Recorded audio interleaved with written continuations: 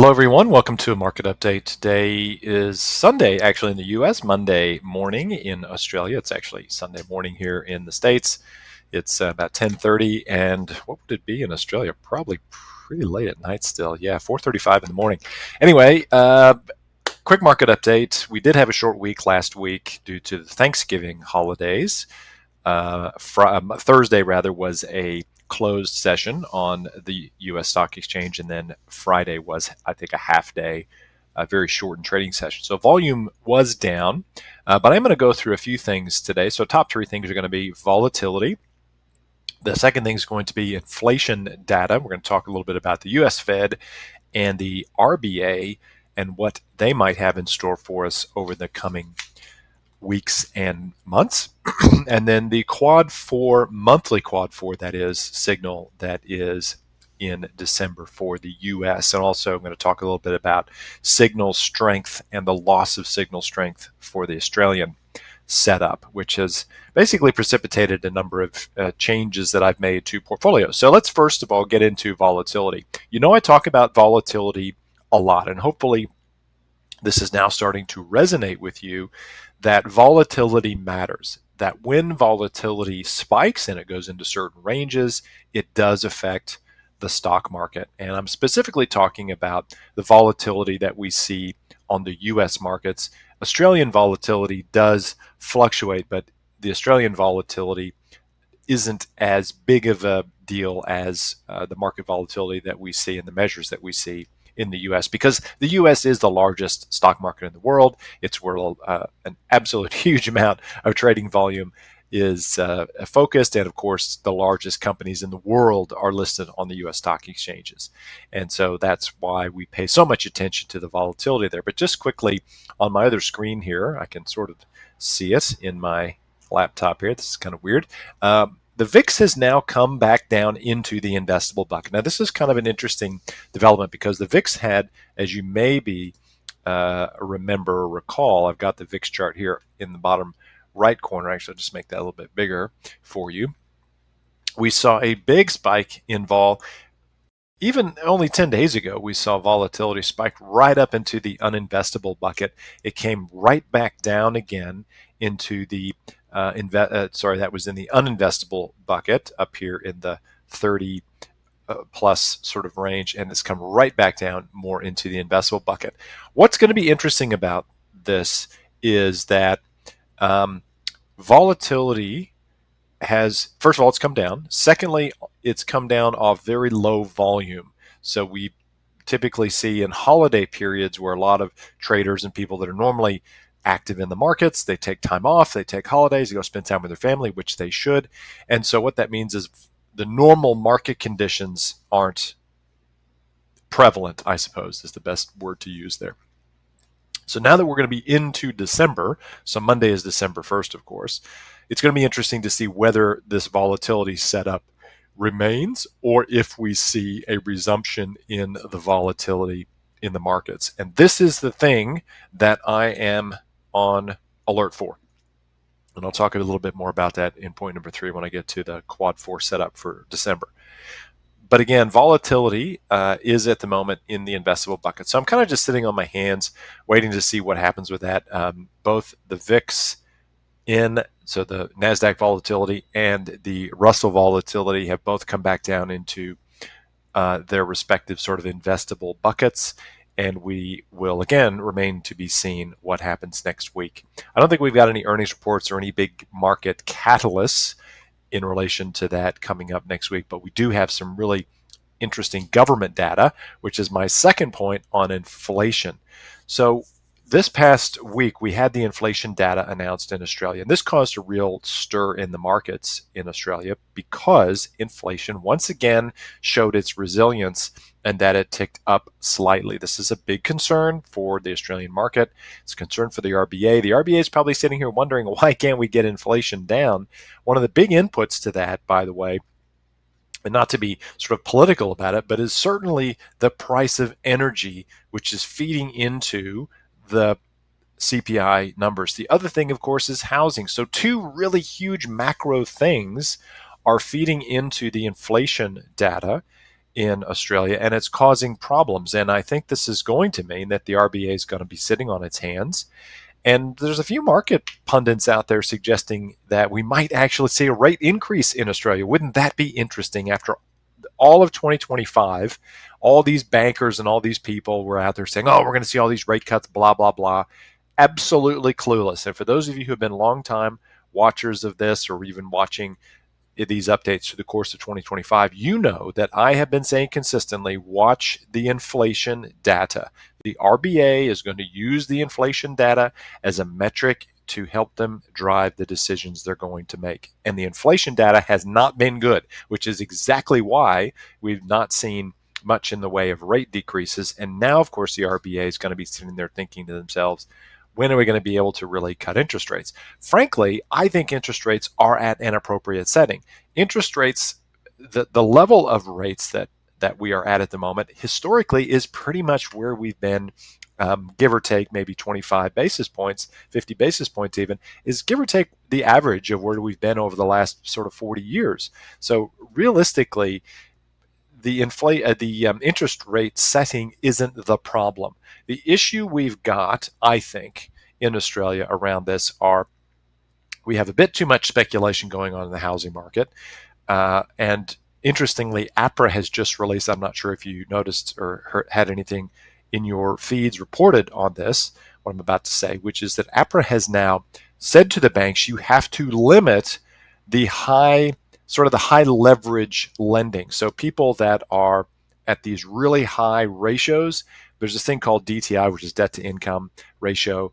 And the banks have APRA has basically come out and said to the banks, you have to limit this high DTI ratio lending to only about, I think, 20% of new loans. So what APRA is effectively trying to do now is bring in some restrictions on the flow of credit. So it means that these people that are out there hyper leveraging themselves are going to be further restricted in what they can borrow. Now that probably will be a good thing, although I think really the answer for the Australian market is to figure out the supply problem. We need more supply of houses clearly in Australia. So I think the answer is unlocking the or fast tracking approvals, figuring out how to build more housing, et cetera. So I know the governments respectively in various states are working on that particular problem. I know they are in New South Wales, but that's really going to be the thing that solves the problem. Is we've got to be the affordability issue will be solved by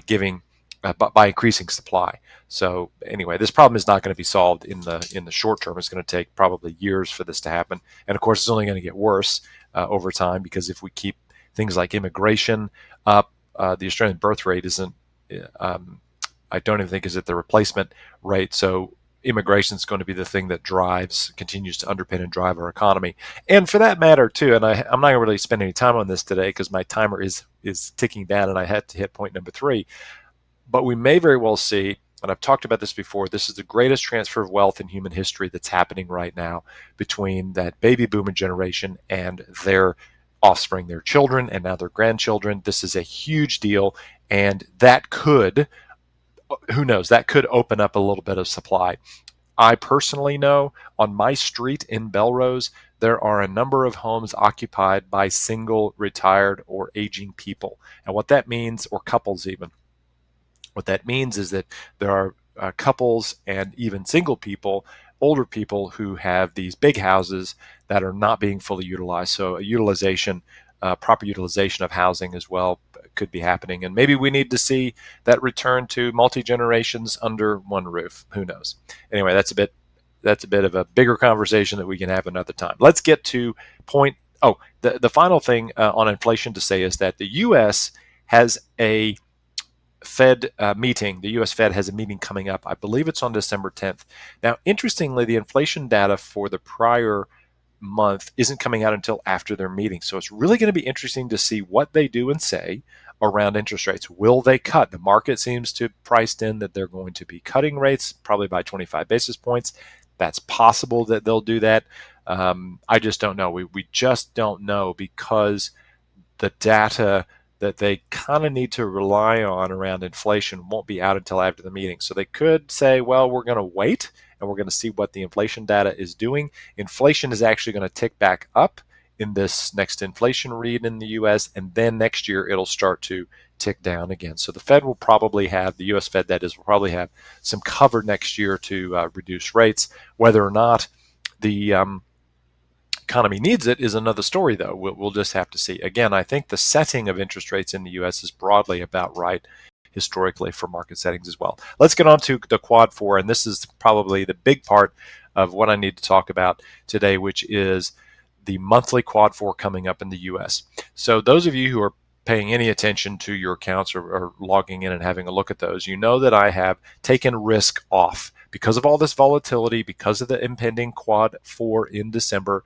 I've opted to lock in some capital gains and some profits to see if we get any meaningful correction in December because of this Quad 4. There is a lot of uncertainty that could be happening this month. This reminds me of, I believe it was 2018 into 2019 when we had a very similar setup where the Fed actually cut rates. We had a monthly Quad 4, a Quad 4 situation in that December. The market actually had a pretty big correction in that December, and then the following year it was off to the races. So I'm not saying that's going to happen again, but the reality is that being a little bit more conservative and going to cash, I have added some gold and silver and some other commodity positions, which have been doing very well. And I've opted to leave a few other things alone. But I have locked in some gains. Now, here's the thing, and this is a really important lesson for those of you who might be new to what I do or who have been around for a little while.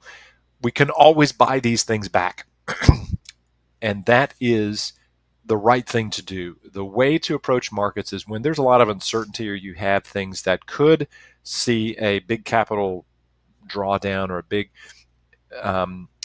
big effect on your account balance.